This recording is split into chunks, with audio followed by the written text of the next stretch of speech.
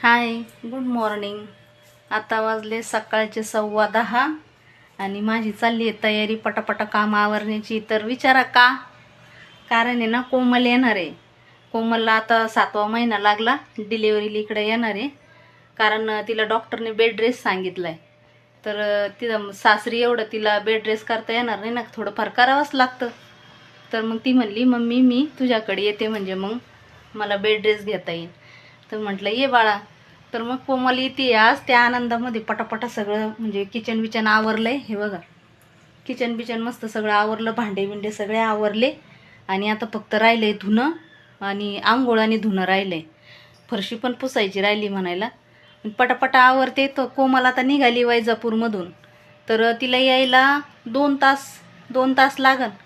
गाडी केलेली आहे तिन्ही, तिच्या नवऱ्याने त्यांनी.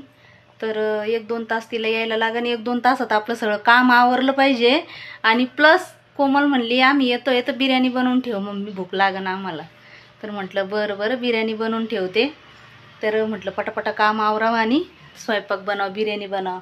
तर चला मी आवरते काम. भेटूया कोमल आल्यानंतर. बाय.